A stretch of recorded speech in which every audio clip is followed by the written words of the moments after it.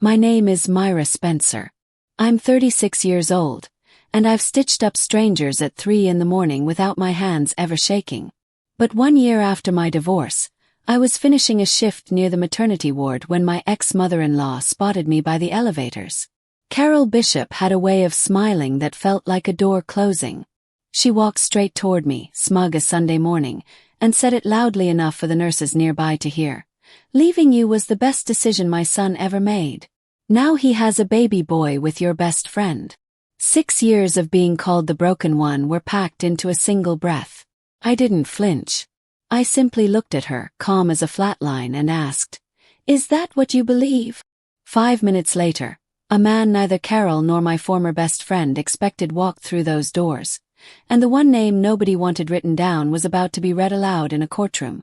Welcome back to Calm Drama Stories, where calm women face loud cruelty, and the truth may take its time, but it never misses. If quiet justice is your kind of story, settle in, drop a comment telling me where you're listening from, and be sure to subscribe. But let me back up a few minutes, because the smile came before the man did. It was a Thursday near the end of a 12-hour shift, and I was handing off a chart to a night nurse named Theo. The maternity wing was one hallway over from the emergency department where I worked, and I had cut through that corridor 100 times without thinking. Carol was there visiting. Course she was. Paige had delivered 3 weeks earlier, and the entire Bishop side of town had been parading through the hospital with balloons, casseroles, and the kind of celebration people reserve for the arrival of a long-awaited heir. I knew that. I had braced myself for it. What I hadn't expected was Carol planting herself directly in my path as if she had been waiting there all afternoon. She looked me up and down, taking in my scrubs and tired eyes, then lifted her chin. That was when she said her piece about her son, his baby boy, and my former best friend. Theo went still beside me. A passing aide slowed her steps. I felt my thumb find the thin gold watch on my wrist, the one that had belonged to my grandmother, and press against its face, the way I had done since I was a girl whenever I was waiting out something I couldn't change yet. I didn't raise my voice. I had learned a long time ago that the loudest person in a room is rarely the one holding the truth. "Is that what you believe?" I asked again, softer this time. Carol blinked. She had expected tears, rage, or at least a flinch. She got none of them.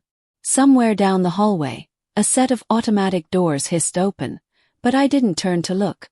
I didn't know who was coming yet. I only knew that something had already been set in motion. Here's what you should know about me before the rest of this story makes sense.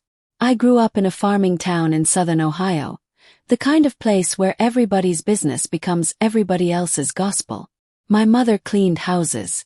My father drove a feed truck until his back gave out. I worked 2 jobs through college and another 2 through medical school. I learned to keep my head down and let my work speak for itself. That was my entire philosophy for most of my life. Do good work quietly, and the truth will eventually sort itself out. People will see who you really are. I believed that the way some people believe in luck. It made me good in a trauma bay, where you don't get to panic and you don't get time to explain yourself. You fix what's in front of you, then you move to the next problem. The clean cotton and antiseptic smell of the hospital used to settle me the moment I walked through the doors. It meant I was somewhere I was good at being.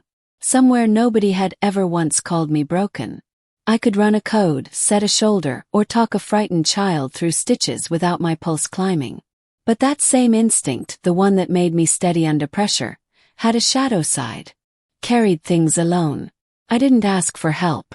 And when people started telling a story about me that wasn't true, I did the worst thing a quiet woman can do. I trusted that staying silent would be enough. The hospital was the one place left where nobody dared call me hollow. The rest of my life by then was a different story. I married Mark Bishop when I was 28. He was charming in a way that made strangers feel chosen. He remembered names. He shook hands like he meant it. Half the county would have vouched for him.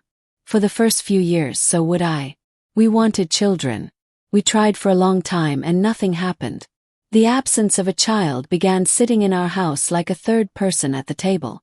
After about 2 years, I did what any doctor would do. I made appointments. I ordered tests.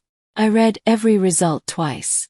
And that was when the story everyone eventually told about me began to take shape. I suggested that we both get tested. Simple blood work. A basic fertility workup. The kind of thing I ordered for patients all the time. Mark refused. First he laughed it off. Then his tone sharpened. Bishop, men don't have those problems. He wrapped his refusal in a little speech about faith and how we should leave everything in God's hands. Pushed once. Pushed twice. Then I let it go because you can't drag a grown man into a clinic, and because I still believed silence was a kind of patience. So I went and got tested by myself. My results came back completely normal.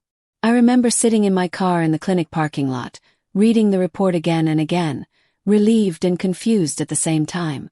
If it wasn't me, then what was it? I didn't have an answer. I couldn't force one. And the longer I went without one, the easier it became for the people around me to create their own. By then, Mark had already started saying things. Quiet things at first to his mother. Maybe the problem was me. Maybe I simply couldn't have children. I didn't know yet how far a quiet lie could travel when the right person decided to carry it. Carol Bishop ran the women's circle at her church the way a general runs a campaign. She had buried her husband young and raised Mark alone, and somewhere along those difficult years, she had decided her son was proof that she had never failed. He had to be perfect, because if he wasn't, what had all those sacrifices been for? So when Mark whispered that the problem was probably me, Carol didn't question it for even a second. She picked up the story and ran with it. It started small. A sympathetic sigh at a potluck, a hand on someone's arm, a lowered voice. Poor Mark. He wants children so badly. Then the story grew teeth.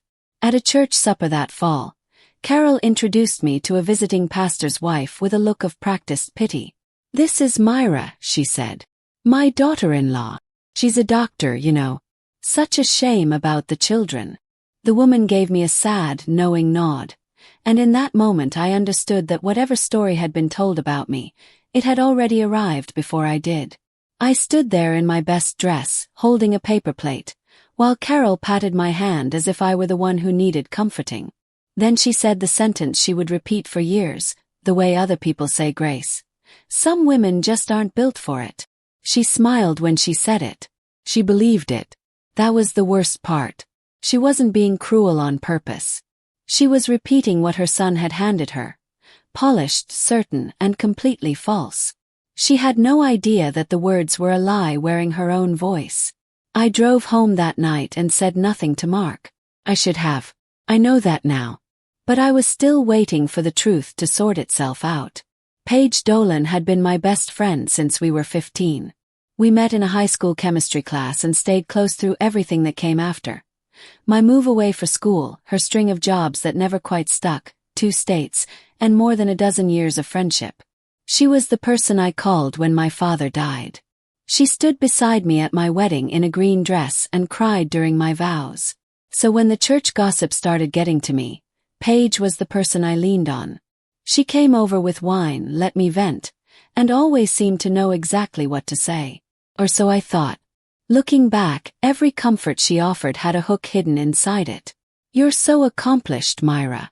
Maybe motherhood just isn't your path. Mark adores you. Don't let his mother get inside your head. You don't need a baby to be whole." Kind words. Every one of them. But somehow they always landed on the same bruise. They always reminded me of the thing I supposedly lacked. I didn't notice then how often her eyes drifted toward Mark whenever we were in the same room. I didn't notice how she had started knowing things about his schedule that I had never told her. I was too busy being grateful to have one person who didn't seem to be judging me. She would sit on my couch in my living room and tell me that I deserved better. And I would nod, never once imagining that what she really meant was that she believed she deserved my life. People like Paige don't always take what's yours all at once. Sometimes they borrow it piece by piece, quietly and patiently, until one day you look up and realize it's gone.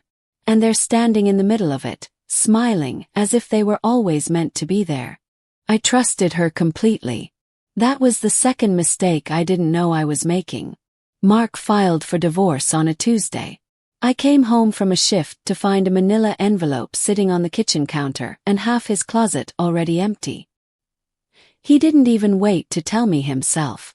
By the weekend, he'd moved into Paige's apartment across town, and the story had already been written for me.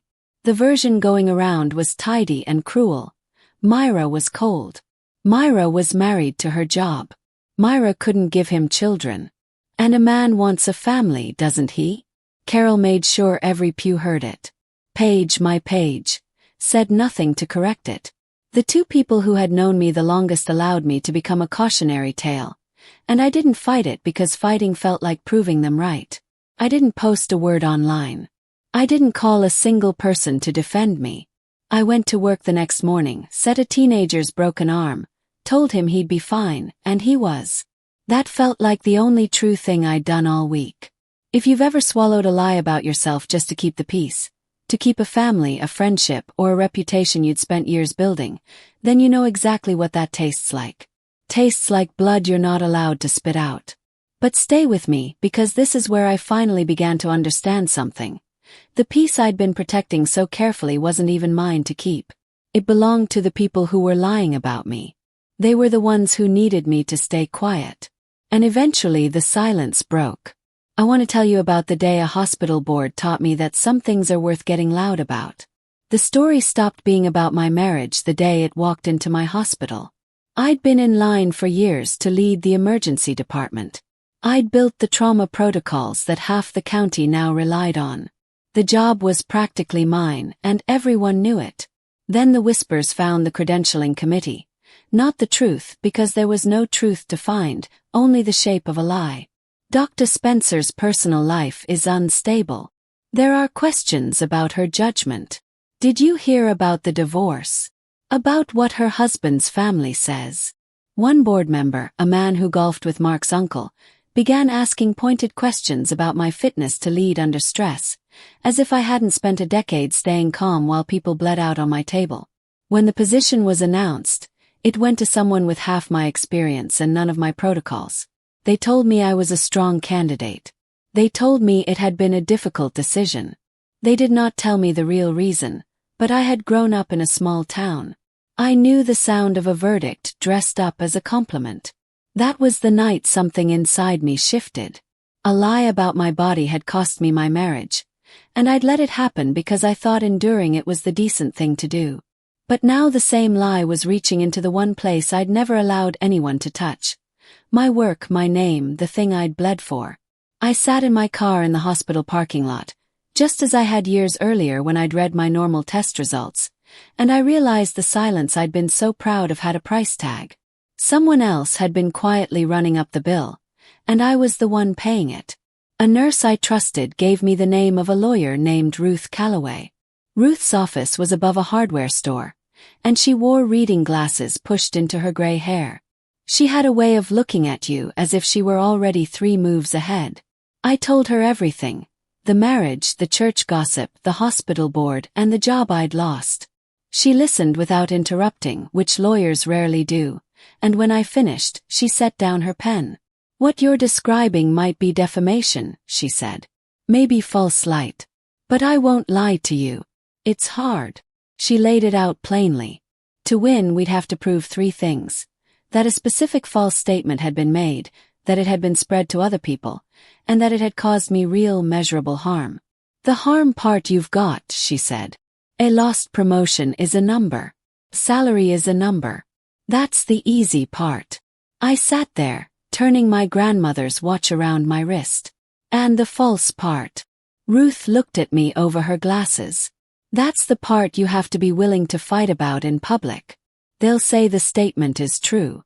They'll say you really couldn't have children. To win, you'd have to be ready to prove it wasn't you." My stomach dropped, because of course I couldn't simply prove that in a single sentence.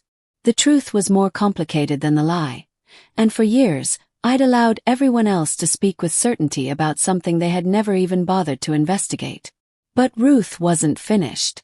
"You don't have to prove your entire life to the world," she said. "You have to find the facts. The medical records. Timeline. The people who heard what was said. the people who acted because they believed it. I looked down at my grandmother's watch again. For years I'd thought staying quiet made me strong. Maybe it had once. But sitting in that office above a hardware store, with my career damaged and my reputation turned into someone else's story, I finally understood the difference between peace and surrender. Peace is something you choose. Surrender is something other people choose for you. And I had surrendered long enough. My results were normal, but a normal result didn't tell anyone whose fault the silence had been. It only told them one thing. It wasn't mine. I almost stood up and walked out of Ruth Calloway's office. The entire case felt like inviting the whole town to dissect the most private part of my life. Then Ruth said exactly what I needed to hear. Silence isn't a virtue, Myra, when it's costing you your career. Sometimes the kindest thing you can do for yourself is make them prove what they're saying. I didn't answer immediately, but I didn't leave either. I spent the next 2 weeks weighing everything. I'm not impulsive. I make decisions the way I read a chart, slowly, carefully, and then all at once. I wrote down everything I stood to lose. The church community that had watched me grow up, my reputation in a town that already half believed the worst, and the way people would talk about me, calling me bitter, cold, or the kind of woman who sued her ex-husband's family out of spite. I knew exactly how that story would go because they had already written most of it. But then I wrote down the other column. My name, my career, the truth, and the simple fact that I had done nothing wrong yet was being punished for it anyway. I kept coming back to one thing. I wasn't doing this to hurt Mark. If I had wanted to hurt him, I'd had a year of opportunities. I was doing this so a hospital board would stop believing a story that wasn't true. So that the next time my name came up in a room I wasn't in, it would come up clean. That was the line I drew, and I drew it deliberately. This wouldn't be revenge. Revenge is loud, hungry, and never satisfied. This would be the truth, spoken once, in a place where it counted, by someone who had finally decided she was done carrying a lie that belonged to other people. I called Ruth on a Monday morning before my shift. "I'm in," I told her. "Good," she replied. "Then let's make them say it under oath." I hung up, walked into the trauma bay, and had the steadiest day I'd had in a year. It turns out a made-up mind is its own kind of calm. Ruth drafted the complaint over the next few weeks. It named the specific statements, the dates they had been made, and the witnesses who had heard them. It documented the lost promotion, the salary difference, and the measurable damage to my professional reputation. Reading it was strange.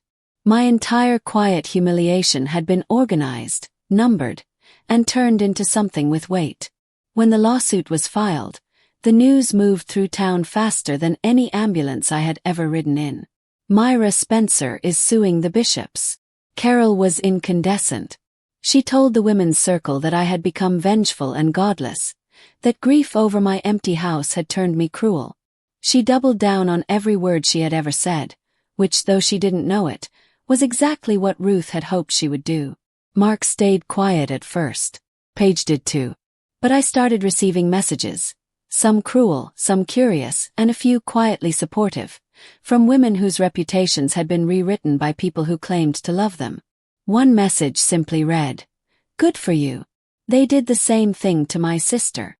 I didn't respond to any of them. I kept showing up to work and let the case move at the speed of the law, which is to say, slowly. Ruth told me the next step was the other side's response, and that the way Mark's lawyer chose to defend the statements would shape everything. "They have two roads," she said. "They can argue that the comments were merely opinions, hurt feelings, or nothing actionable. That road is annoying, but survivable for them." She tapped her pen against her desk. "Or they can plant their flag and say the statements were true, that you really were the reason." I asked her why she was hoping they would take that road. Ruth smiled like a woman who already knew the answer. "Because then they have to prove it. And they took the second road." Course they did.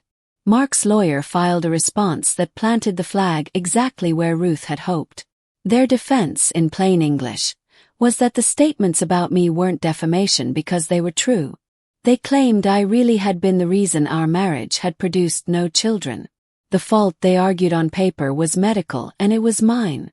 When Ruth called to tell me, I could hear something close to satisfaction beneath her steady voice. They just said the magic words, she told me. Truth is a defense. But here's what they didn't think through. She let the silence hang for a moment. They just opened the door. To prove the statement was true, to prove that you were the infertile one, they'd have to put both of your medical records in front of a court, Ruth said. Now, I won't oversell it. Reproductive records are among the most private records there are, and no judge hands them over lightly. We'd still have to convince the court that they're relevant and request only what's necessary. But they just argued under oath that the cause was definitely you. They can't make that claim and then refuse to let anyone examine the evidence behind it. That's the crack. A crack? Yes. It's not a door swinging open, Ruth replied. It's a crack. But I can work with a crack. I sat down slowly at my kitchen table, trying to understand what she was saying. Meaning? Yes. Meaning they just put Mark's fertility in play. He spent years hiding behind the assumption that the problem was you. But by swearing to that claim in court, he may have handed us the legal reason to finally ask questions about him. No promises, but it's the best opening we've had.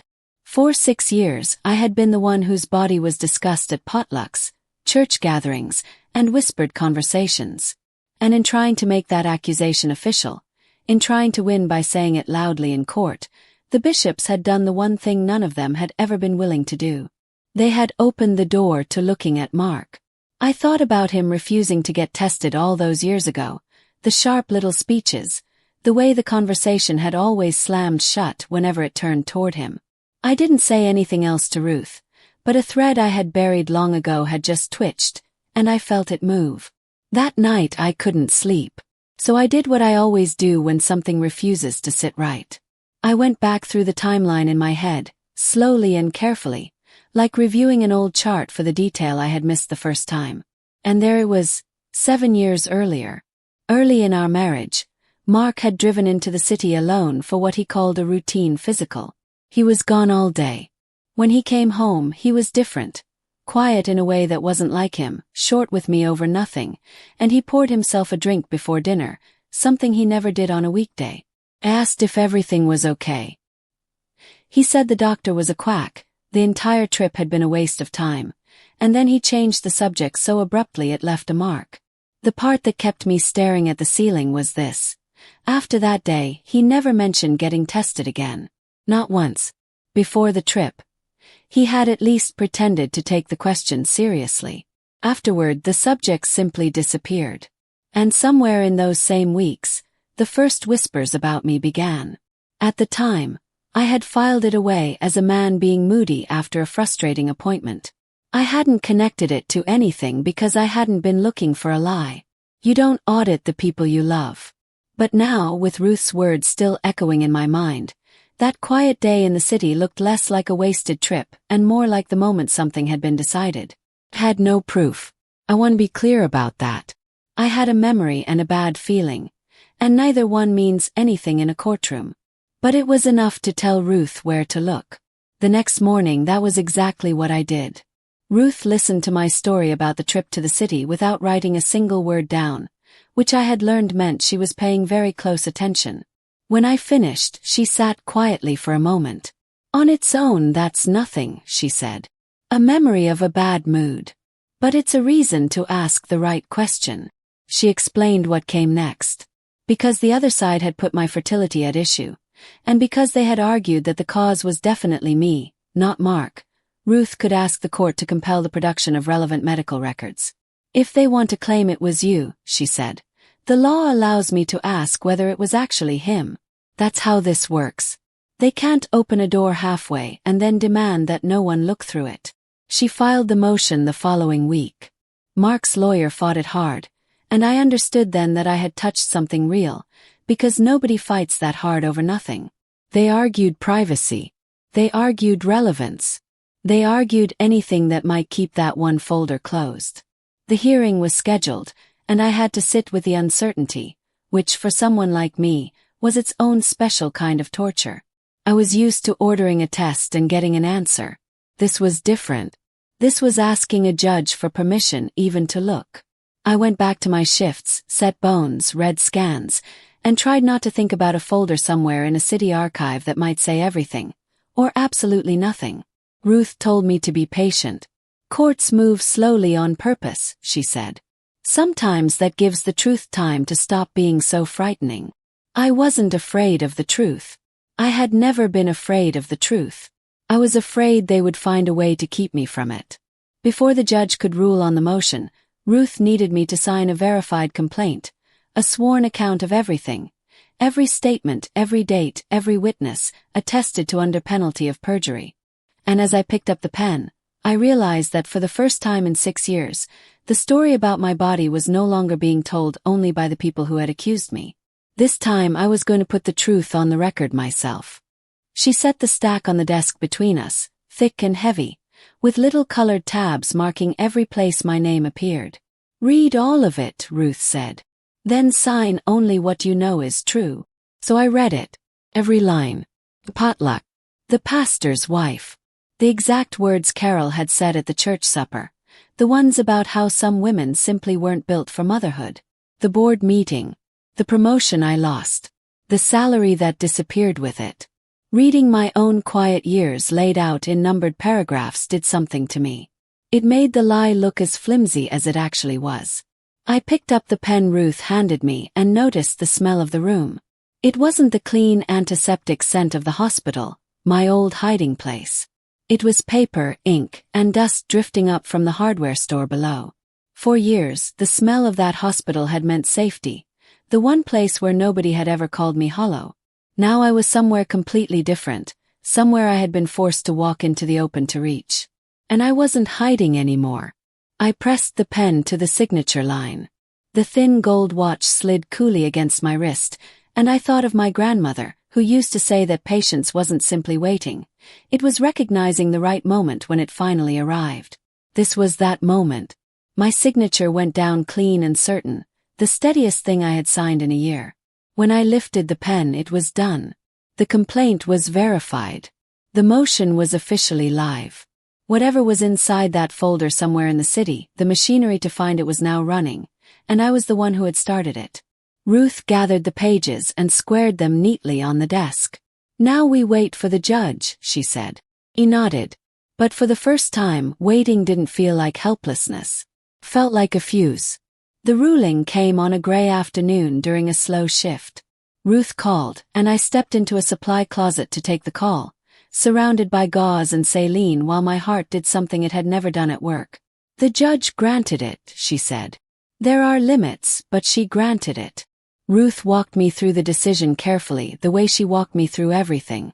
Because the defense had affirmatively claimed that the infertility was mine, the court found that Mark's own relevant fertility records had become, in the judge's words, presumptively discoverable. Not automatically public. Not a free-for-all. The records would be produced under a protective order, reviewed first by the attorneys and the court, and used only as necessary for the case. "It's not a guarantee of anything," Ruth reminded me, ever careful. "We don't know what's in the file. Maybe there's nothing. But they can't keep it sealed anymore." I stood in that supply closet and finally released a breath I felt like I had been holding for 7 years. Across town, I later learned, the news landed very differently.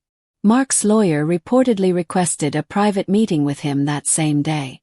Carol called Ruth's office twice and was politely told that the attorney could not discuss the case with her. And for the first time, the people who had spent years deciding what was true about my body went a little pale at the thought of a court deciding what was true about Mark's. I didn't celebrate. I want you to understand that. I didn't text anyone. I didn't smile at myself in the mirror. I finished my shift, completed my charts, and drove home to my apartment alone. But that night I slept straight through for the first time in months because I knew the folder was coming. And I knew that folders, unlike people, don't know how to lie. The first sign that something was wrong on their end didn't come from Mark or Carol. Came from Paige. After a year of silence, she suddenly texted me out of nowhere. "Please don't do this. Think about the baby." I read the message 3 times. We hadn't spoken since the divorce. She had taken my husband and the life I thought I was building, and she had never once reached out. Yet now she was begging me to stop a lawsuit that, on its face, had nothing to do with her. That was the part that caught in my mind. The lawsuit was between me, Mark, and Carol. It was about statements made about my body and the career opportunity one had lost because of them. So why was Paige, the woman who supposedly had everything she wanted, afraid of it? Why would a woman holding the baby, the husband, and the house be texting her former best friend at midnight, begging her not to dig? People who beg you to stop digging usually know something is buried. I had learned that the hard way over the past year. I didn't answer her. I simply sat there with the question, turning it over and over, feeling the shape of something I couldn't see yet. And here's what I had finally figured out, and what I want you to hear if you've ever been the calm one in the middle of a storm. The people most afraid of the truth are rarely the ones it was supposed to hurt. I wasn't angry at Paige. Not yet. But I was starting to wonder what, exactly, she was so afraid I might find. I was curious, bone-deep, wide-awake curious. If a quiet woman finally finding her spine is your kind of story, hit subscribe so the next part finds you, and tell me in the comments where you would have stopped because I almost did twice. But Paige's text didn't make me want to stop. It made me want to keep going. A frightened person had just revealed, without meaning to, that there was more buried beneath the surface than I knew. The folder arrived 8 days later. I want to be precise about how, because it matters. I did not see it first. I couldn't have, and I wouldn't have. I'm a doctor, and there are medical records I have no right to access. Not my ex-husband's, not anyone else's. That's the law, and it's a good one. The records were delivered to Ruth through the proper legal channel under the protective order the judge had issued. She reviewed them with the other side's lawyer present, exactly as required. Then she called me and asked me to come to her office, something she'd never done before. I knew before I even sat down. She had the careful expression people wear when they're about to hand you something heavy. 7 years ago, she said, Mark went to a clinic in the city, the one you remembered. She slid a single sheet of paper toward me, showing only the line that mattered. The rest was blacked out under the court seal. The diagnosis was a word I'd written on charts hundreds of times. Azoospermia. No measurable sperm in the semen. Mark had been told, in plain clinical language, that he could not father a biological child at that time. 7 years earlier. The same week he came home from the city moody and changed. The same week he quietly shut down every conversation about fertility. And the same stretch of weeks when the whispers about me began. I sat perfectly still. Ruth watched me the way you watch a patient after delivering difficult scan results. I didn't cry. I didn't shout. I simply felt something enormous and quiet rearrange itself inside me, like a bone sliding back into place. For 6 years I had been the broken one, the barren one, the shame of the Bishop family, and Mark had known the truth the entire time. He had allowed an entire town to believe that the empty house was my fault. I drove home with that single sheet of paper folded inside my bag, and I didn't turn on the radio. I expected to feel triumphant. I'd even braced myself for it because I didn't want to become someone who celebrated another person's ruin. But triumph never came. What came instead was something stranger and sadder. Grief almost. 6 years of my life had been spent absorbing a wound that was never mine. Every pitying look at church. Every whispered, "Some women just aren't built for it." Every night I'd lain awake wondering what was wrong with me, what I had failed to give, why my body had supposedly betrayed my marriage. All of it had been a story Mark created to cover a truth he couldn't face about himself. He had handed me his shame and let me wear it in public for years, while his mother pinned it to me with both hands. I sat in my car outside my apartment, the way I always seem to end up sitting in cars at the turning points of my life, and I said something aloud to no one. The same words I'd said to Carol in that hospital hallway. "Is that what you believe?" Only now I understood what I'd really been asking all along. I'd asked it of a woman so certain I was broken. And the answer, the real answer, had been sitting in a sealed folder in a city an hour away the entire time. I wasn't broken. I never had been. The relief didn't arrive like fireworks. It arrived like a long, slow exhale, the first full breath after years of shallow ones. But beneath that relief, another question was already rising, one I couldn't force back down. If Mark had been diagnosed with azoospermia 7 years ago, if the clinic's diagnosis was accurate, and if he had never undergone the treatment necessary to change that diagnosis, then what about the baby boy Carol had proudly mentioned in that hospital hallway? The son Mark was now parading through the maternity ward. The child he'd left me to have with my best friend couldn't simply be assumed to be his. The science was complicated, and I wasn't going to pretend a diagnosis alone answered every question. Azoospermia can have different causes, and some cases may be treatable, but Mark had never told me about any treatment, and the timing was impossible to ignore. Either the clinic had been wrong, the condition had later changed, or the baby everyone in town believed was Mark Bishop's son had been fathered by someone else. I wasn't going to turn a suspicion into a fact. I wasn't going to repeat the same mistake the Bishops had made with me. But I knew one thing. This was a question that deserved a real answer, not a rumor. And suddenly, Paige's midnight text made a horrible kind of sense. Please don't do this. Think about the baby. She hadn't been worried about my lawsuit hurting Mark's feelings. She had been worried about what a courtroom full of medical evidence might force into the open.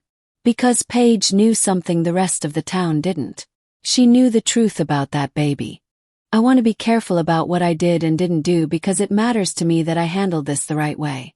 I never went digging into the baby's records. I had no right to, and I wouldn't have. That child was innocent in all of this, and I have never wished him anything but a good life.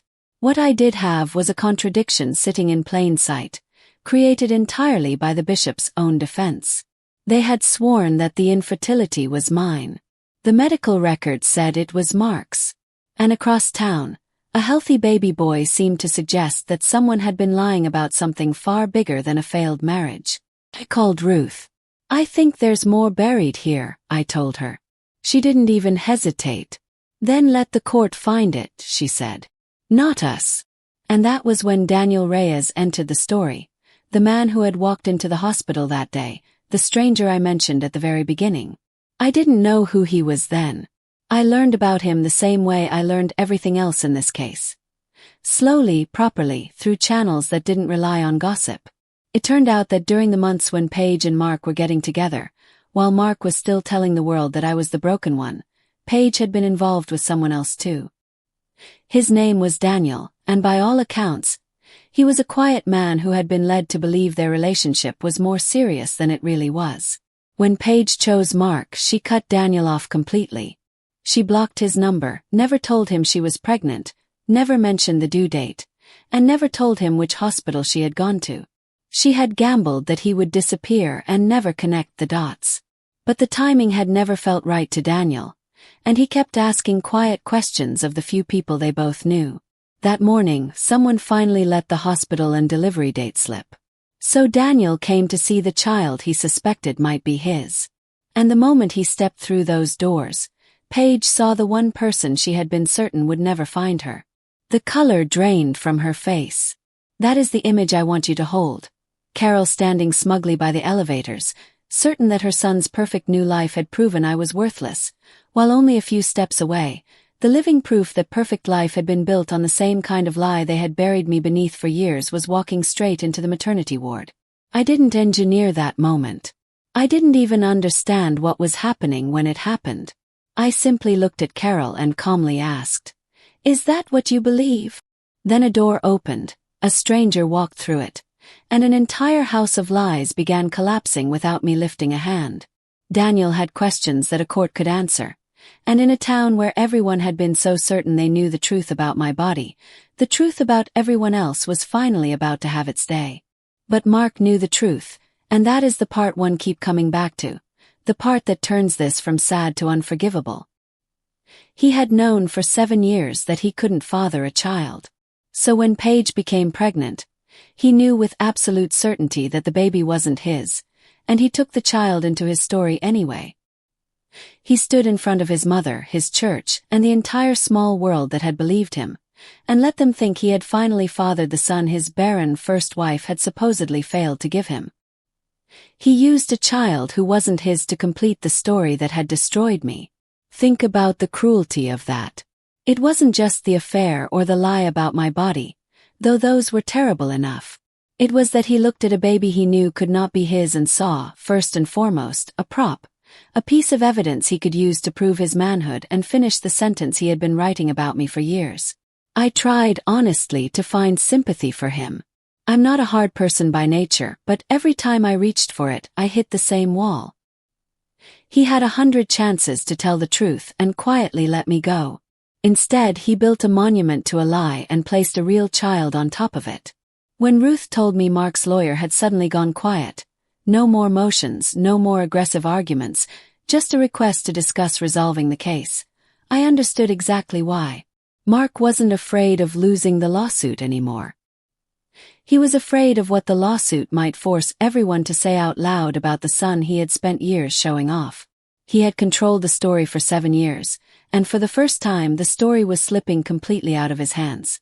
Then Carol came to see me before the hearing. She showed up at my apartment on a Sunday in her church clothes, and I almost didn't open the door. When I finally did, she looked older than I remembered. Smaller somehow. She didn't apologize, and I want to be honest about that because for one brief moment I thought she might. Instead, she stood in my doorway and asked, in a voice with a crack running through it, for me to drop the lawsuit. Not for Mark, she said. For the family. For the baby. For the name. And as she spoke, I saw something I hadn't expected. I saw a woman who had been lied to by her own son for 7 years. A widow who had poured everything she had into one boy and built her entire identity around believing he was good. She hadn't spread those cruel words because she thought she was evil. She had spread them because Mark had handed them to her, polished and certain, and she had loved him too much to question him. For one breath, standing in my own doorway, I felt sorry for her. For one brief moment I felt sorry for her. She was human. She had been used too. But then she said it again. The same line she had repeated for years, except this time it came out as a plea instead of a judgment. Some women just aren't built for it, Myra. Why drag everyone through the mud over it? And I understood that even now, standing on the edge of the truth, she would still rather protect the lie than let go of it. Sympathy is not the same as surrender. I could see her pain and still refused to carry her son's shame for one more day. Carol, I said quietly, go home. The mud was never mine. She left without another word. I closed the door behind her, and I didn't feel cruel. Felt finished. Mark's lawyer offered a settlement, a quiet one. They would pay me a substantial sum, issue a private retraction to the hospital board, and restore my professional record, but only if I agreed to seal everything and never speak about it. Ruth placed the offer on her desk and watched me carefully. It's a good deal on paper, she said. You'd get your name back. The board would hear the truth. You could walk away with everything you came for. She wasn't wrong. By the numbers, it was a win. My reputation restored. My career back on track. And all I had to do was let the truth be whispered in a back room and then locked away forever while Carol continued repeating her story at church. Mark continued presenting a child as his own.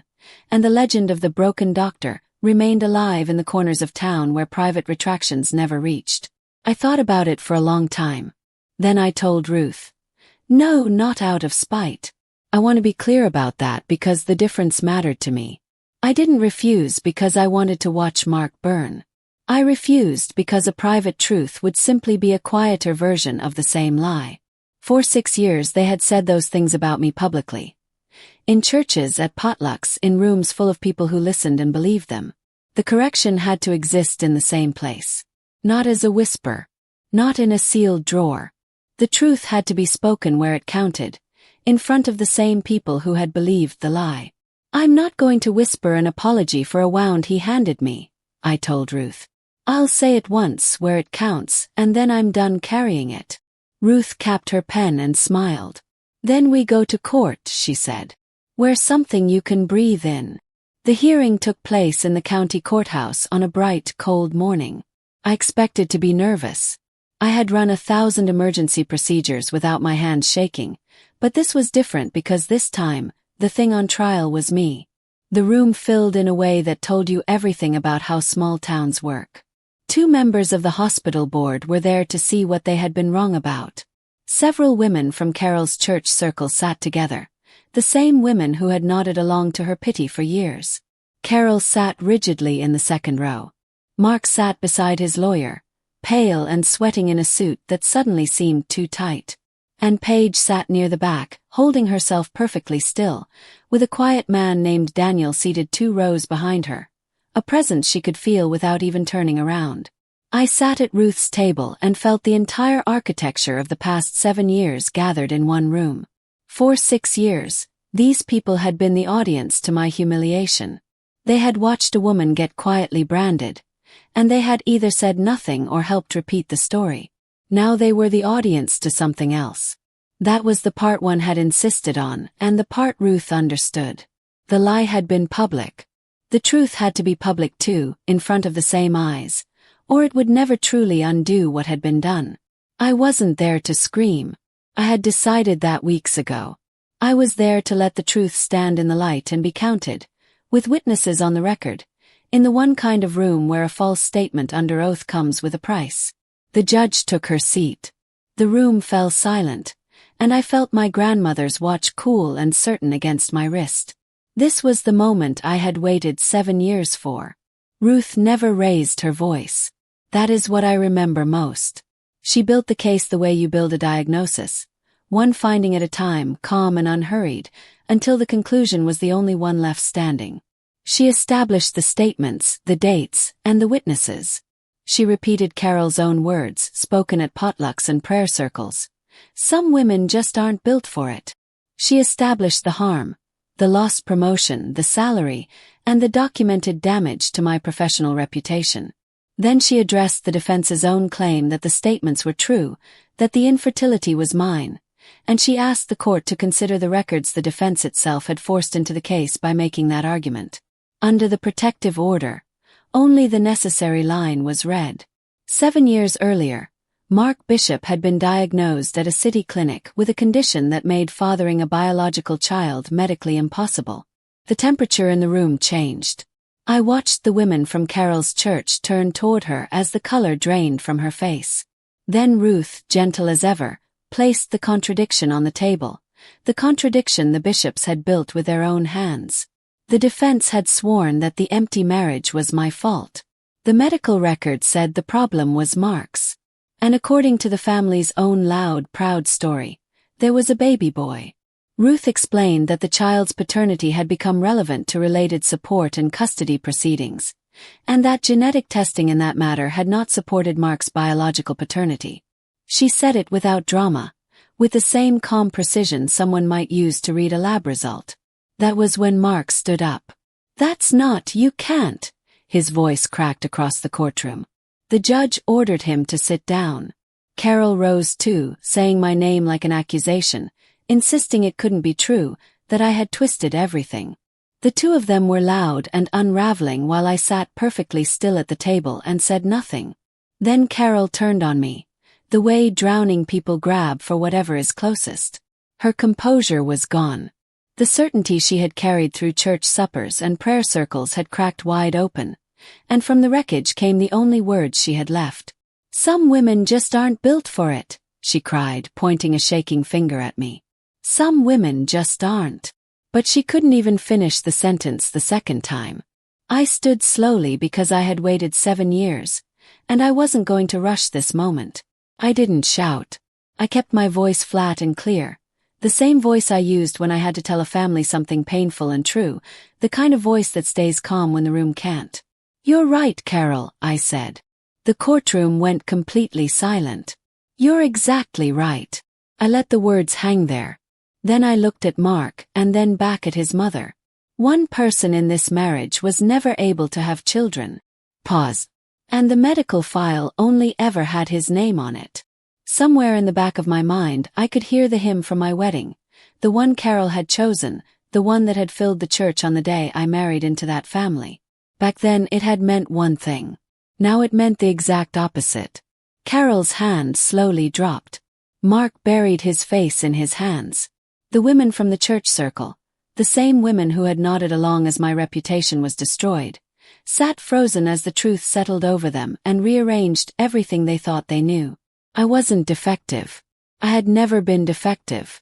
The man who had allowed an entire town to believe otherwise was sitting 6 feet away, falling apart, while the woman he had called broken stood firmly on her own 2 feet. I had said the truth once out loud in the room where it counted, and I was finally ready to set it down. What followed wasn't dramatic in the way people imagine. There was no screaming match and no one had to be dragged from the courtroom. It was quieter than that, and somehow worse for the bishops.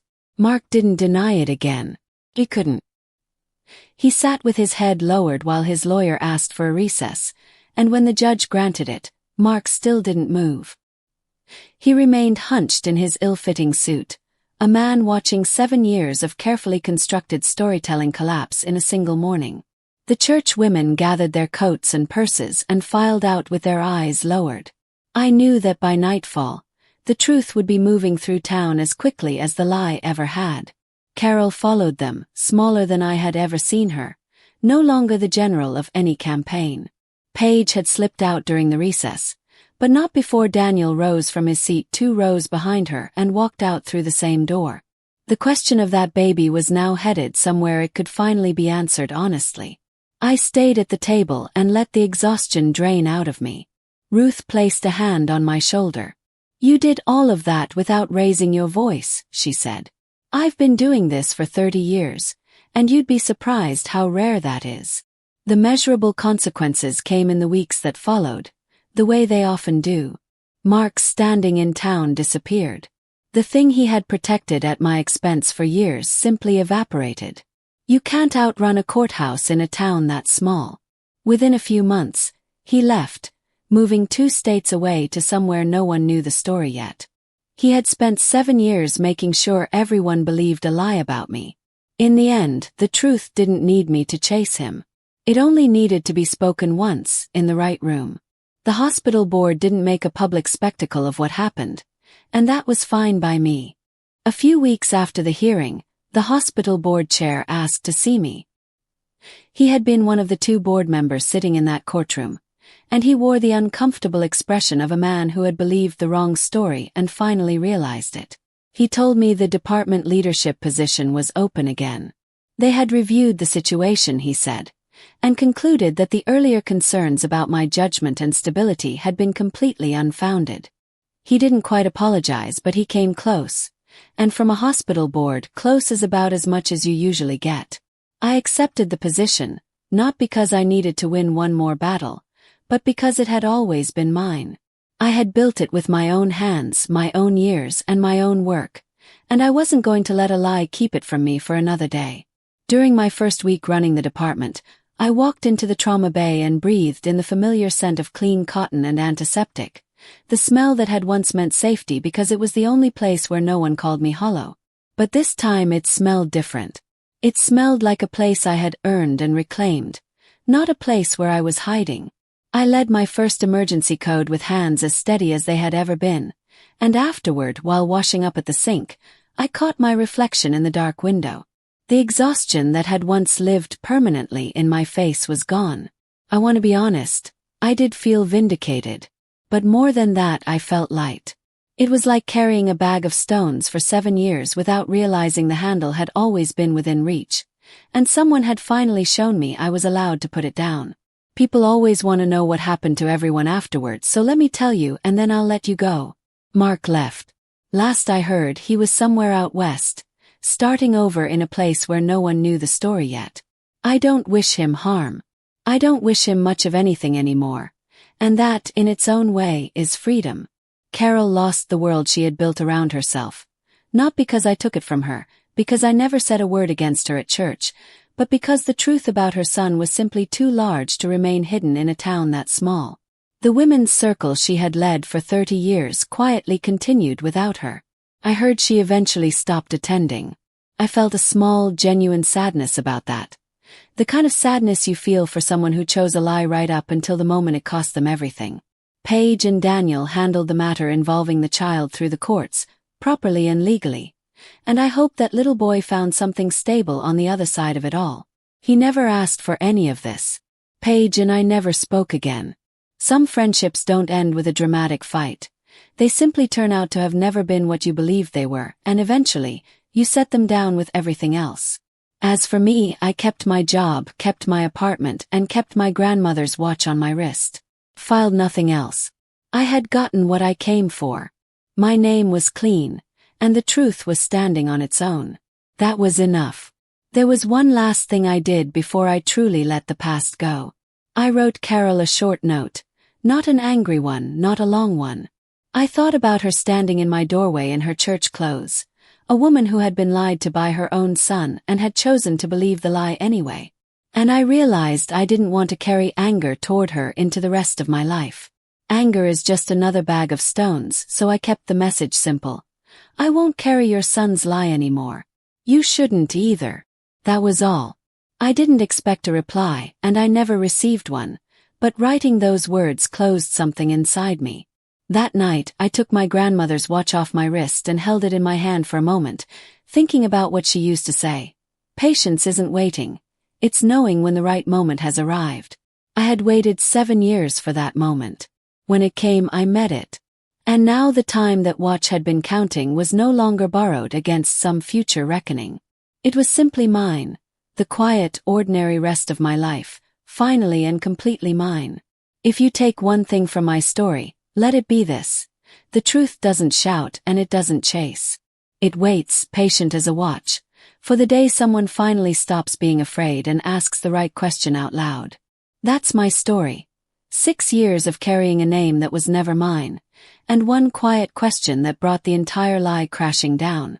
If you've ever been told that you were the broken one, let this be your sign to stop carrying what was never yours. Tell the truth where it counts, and then when the time comes, set it down. If this story reached you, share it with someone who needs to hear it tonight. Leave a comment, subscribe for more stories, and I'll see you in the next one.